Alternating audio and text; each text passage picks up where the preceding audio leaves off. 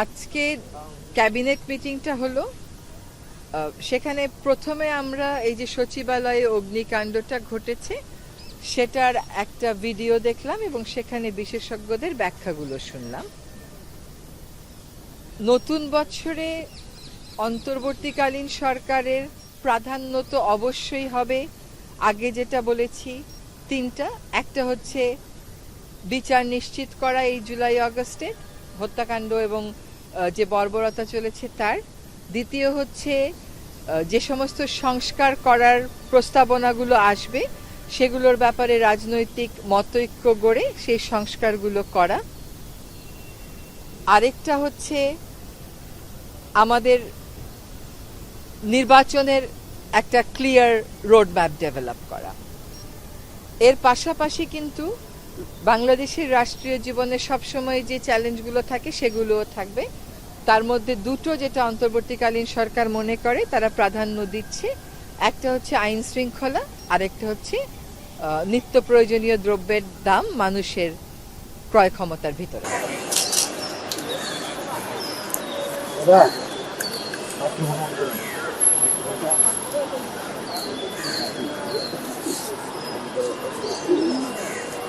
এই যে প্রশ্নটা আপনি করলেন, এই প্রশ্নের সন্দেহ জবাবের জন্যই পাঠানো হচ্ছে।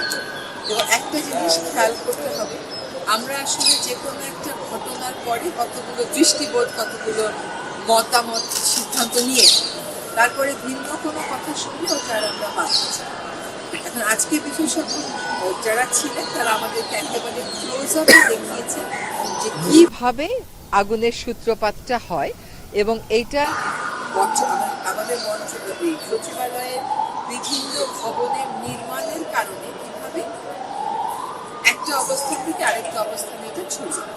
এবং তারা এটাও আমাদেরকে দেখিয়েছে যে যে কুকুরটির কথা বলা হচ্ছে সে আগেও আসলে উপরে গেছে, সে খুব স্বাচ্ছন্দ্যের সাথে একটা চেয়ারে গিয়ে তুষারের উপরে ঘুরে। এবং এখানে রেস্টুরেন্ট থাকার কারণে এখানে আসলে অনেক কুকুরই আসে তাদেরকে বেঁচে খাওয়া বা উচ্ছিষ্ট খাবারগুলো দেওয়া পাঠানো হয়েছে যাতে সকল রকম সন্দেহের মধ্যে আমরা উঠতে পারি। ওনারা বলেছেন যে যদি সত্যিটা নাশকতা হতো তাহলে ঘটনাটা কিরকম ঘটতে পারে সেটা দেখিয়েছে। কোন জায়গা থেকে আসলে অগ্নিকাণ্ডের সূচনা হচ্ছে একেবারে স্পষ্ট করে দেখিয়েছে, স্লো মোশনে তারা দেখিয়েছে। এবং আমার ধারণা যে এইগুলো আপনাদের সকলের কাছেই এভেইলেবল হয়েছে। জুলাই প্রোক্লেমেশন নিয়ে সরকার বলেছে যে ঘোষণা করবে এবং শিক্ষার্থীরা 15ই জানুয়ারির একটা কার্যক্রম দিয়েছে। আপনারা আসলে কতটা প্রস্তুত সেখানে আসলে কি কি থাকতে পারে? সকল ভাই ডিভিশন উপরে দেন একটু।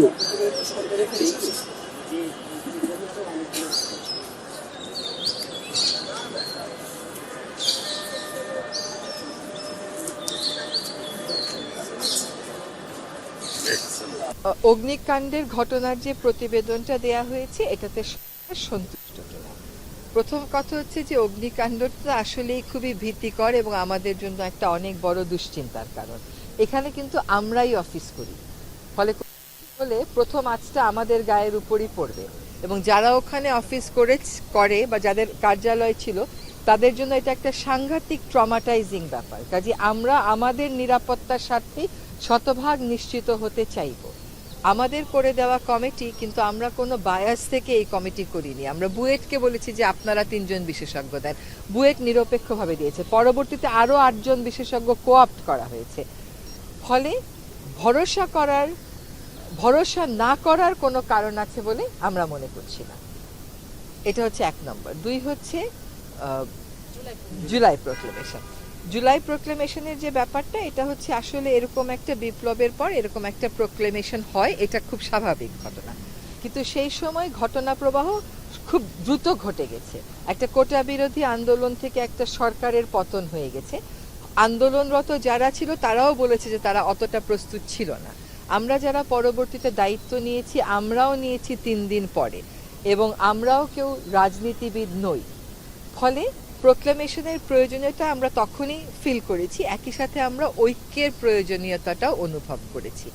সেজন্য আমাদের শিক্ষার্থীরা যখন প্রোক্লেমেশনের কথা বলেছেন সেখানে আমাদের দ্বিমত করার কোনো সুযোগ নেই, কোনো কারণও নেই। কিন্তু আমরা সরকারের অবস্থান থেকে চেয়েছি যে এটা বাংলাদেশের জনগণের একটা প্রোক্লেমেশন হোক এবং সেটা করার একটা উপায় হচ্ছে যারা এই আন্দোলনে অংশগ্রহণ করেছেন তাদের সকল পক্ষ, শিক্ষার্থী, দল এবং অন্য সকল পক্ষকে সাথে নিয়ে একটা প্রোক্লামেশন করার। ফলে সেই প্রক্রিয়াটা আসলে শুরু করার প্রেক্ষিতেই পরবর্তীতে আপনারা দেখেছেন যে সরকারের পক্ষ থেকে একটা প্রেস রিলিজ আপনাদেরকে পাঠানো হয়েছে। কাজেই ছোট কথায় উত্তর হচ্ছে যে সকলের সাথে কথা বলার প্রক্রিয়াটা শুরু হয়েছে, এখন হয়তো ড্রাফটিং এর প্রক্রিয়ায় আমরা যাব। শেষ ছোট করে 15 তারিখের যে সময়ের কথা বলেছে তার উদ্দেশ্যে কিছু বলবেন? তারা তো সময় বেঁধে দিয়েছে। তারা একটা সময় বেঁধে দিয়েছে 15 তারিখ, মানে আমাদের হাতে এখনো 14 দিন আছে। তারা যারা সময় বেঁধে দিয়েছে তারা তো প্রোক্লেমেশনের জন্য আসলে নিজেরা প্রস্তুতি ছিল, তবে তারাও কিন্তু প্রথম থেকে এটা ক্লিয়ার করেছে যে তারাও চাচ্ছে সকল দলমত নিয়ে। কিন্তু যে সময় থেকে যে সময়ের মধ্যে চাওয়া হয়েছে আমাদের হাতে যথেষ্ট পরিমাণ সময় ছিল না একটা ঐক্যমতে পৌঁছানো, সেজন্যই আমি মনে করি যে 14 দিনের মধ্যে আমরা অবশ্যই বিষয়টা ইতিবাচকভাবে দেখব। এটা অসম্ভব কোনো কিছু আবার নয়। একটা বিষয় আপনি বিএনপির একজন drafting নেতা এর কথা বলেছেন, বলছেন, বিএনপির নেতা বলেছেন যে সংস্কার আগে না, আগে নির্বাচন, এটা বারবার তারা বলছেন, আপনারাও বলছেন। এই জায়গাটা আসলে আপনার সরকার কি মনে করছে? না, আসলে বিএনপির থেকে আমাদের সাথেও যখন কথা বলা হয় তারা এই কথাটা বলেননি যে সংস্কারের প্রয়োজন নেই। তারা এই কথাটা বলেছেন যে সংস্কারের প্রয়োজন আছে, এবং তারা সংস্কারের ক্ষেত্রে নিজেরাও তো মতামত দিচ্ছেন, তারাও লিখিত মতামত দিচ্ছেন। তার মানে হচ্ছে যে রাজনীতিবিদেরাও চাচ্ছেন যে সংস্কারটা হোক। এখন সংস্কারের ব্যাপ্তি কতটুকুন হবে, সংস্কার কোন কোন ক্ষেত্রে হবে, সেটা কার মাধ্যমে হবে, এইটা করার জন্য রাজনীতিবিদদেরও একটা অবস্থান আছে। সেটার ক্ষেত্রে কিন্তু আবার আমাদের মাননীয় প্রধান উপদেষ্টাও বলেছেন তিনি ঐক্যমতের জন্য একটা আলাদা করে কমিশন করবে, যেটা নেতৃত্ব উনি নিজেই থাকবেন। কাজে রাজনীতিবিদদের থেকে আমরা যে ভাইবটা পেয়েছি, যে বার্তাটা পেয়েছি, সেটা হচ্ছে যে তারাও সংস্কার চান। হ্যাঁ, এবং তারা বলছে যে এক এক কেউ কেউ বলছেন মৌলিক সংস্কার করে নির্বাচন, কেউ বলছে সংস্কার হোক, কেউ বলছে নির্বাচন প্রাধান্য পাবে। আর আমাদের তালিকায় সবটাই প্রাধান্য, নির্বাচনও প্রাধান্য, সংস্কারও প্রাধান্য। আপা জুলাই ঘোষণার ব্যাপারে আপনি বললেন যে ড্রাফটের প্রক্রিয়াটা শুরু হবে, হয়েছে, তার মানে শুরু হবে। হবে সব পক্ষগুলো একমত হয়েছে বলতে সব পক্ষগুলো মোটামুটিভাবে একমত যে একটা প্রোক্লেমেশন হতে পারে। সব পক্ষ ওই তাদের ওই সম্মতিটা থাকবে বলেই আমরা আশা করি। আর যেহেতু ড্রাফটিং এর প্রক্রিয়াতে সকলেরই অংশগ্রহণ করার সুযোগ সরকার করে দেবে, কাজে সেখানে মতৈক্য হওয়ার তো কোনো কারণ নেই।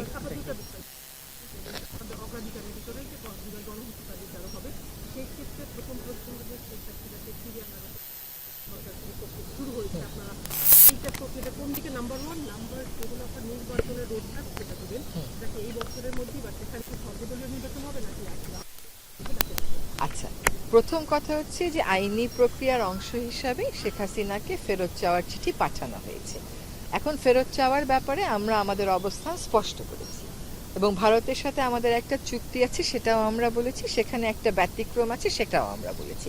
এখন ভারত কি অবস্থান নেবে, সেই অবস্থান কতদিন, ধরেন একটা অবস্থান প্রাথমিকভাবে নেওয়া যায়, আবার চূড়ান্ত একটা অবস্থানের দিকেও দেশগুলো যেতে পারে, সেগুলো ভবিষ্যতের জন্যই আমাদেরকে ছেড়ে দিতে হবে। কিন্তু আমাদের অবস্থান হচ্ছে আমরা চাইবো উপস্থিতিতে বিচার করতে। যদি উপস্থিতিতে বিচার না হয় তাহলে যেভাবে করে বিচার প্রক্রিয়া করতে হয় সেভাবেই করব। একটা কি ছিল?